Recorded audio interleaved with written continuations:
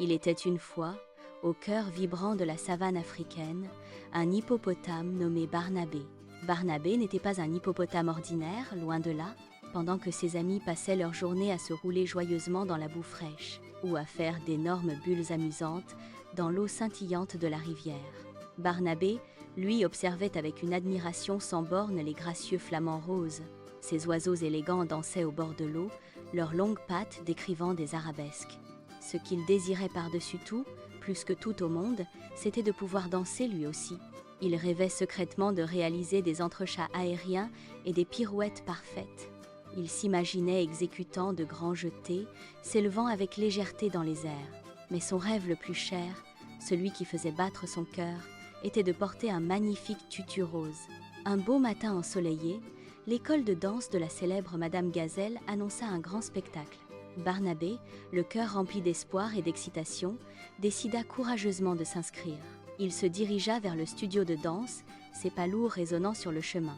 Quand il franchit la porte, les petits singes espiègles et les zèbres rayés gloussèrent de surprise. « Un hippopotame qui fait du ballet ? C'est impossible !» chuchotait-il entre eux. Un jeune zèbre, plus audacieux, s'exclama « Mais tu es bien trop lourd, Barnabé !»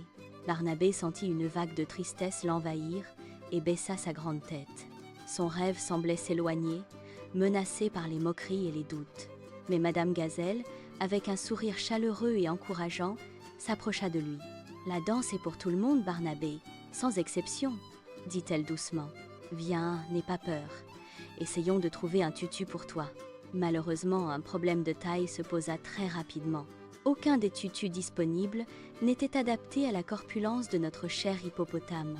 Il essaya le plus grand tutu du magasin, un modèle supposé être universel. Mais au moment où il tenta de l'enfiler, un bruit retentit. Cra. Le tissu délicat se déchira bruyamment, ne supportant pas sa taille imposante. Barnabé, le cœur lourd et les yeux embués, sortit de l'école de danse. Il retenait ses larmes, une profonde déception l'envahissant tout entier. Il retourna s'asseoir tristement près de sa rivière habituelle, son refuge. Il pensait alors qu'il ne pourrait jamais, au grand jamais, réaliser son rêve de ballet.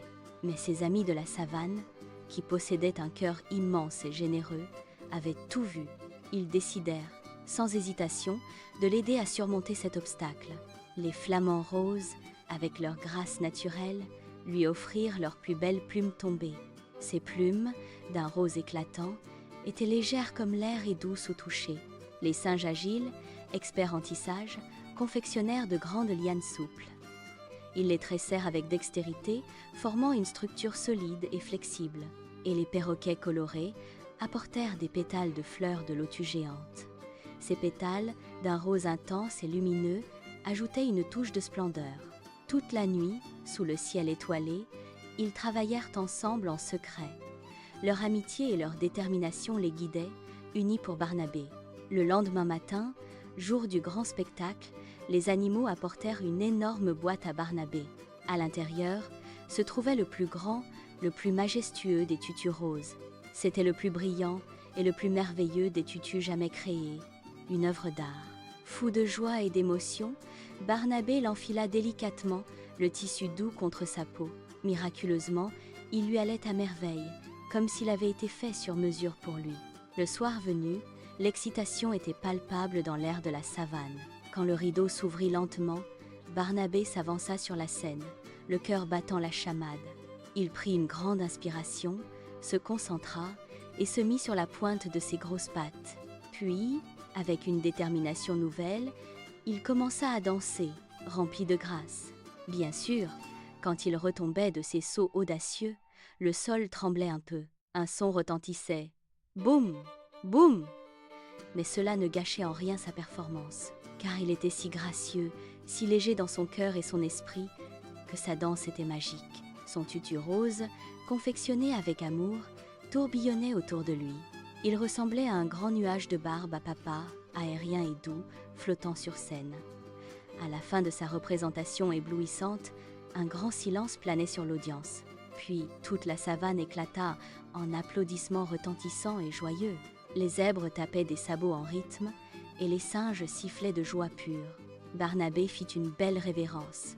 le cœur rempli de bonheur et de fierté immense. Il avait prouvé à tous que peu importe sa taille, son poids ou les doutes des autres, quand on a un rêve dans le cœur, on peut voler aussi haut qu'un papillon, surtout avec un beau tutu rose et le soutien de ses amis.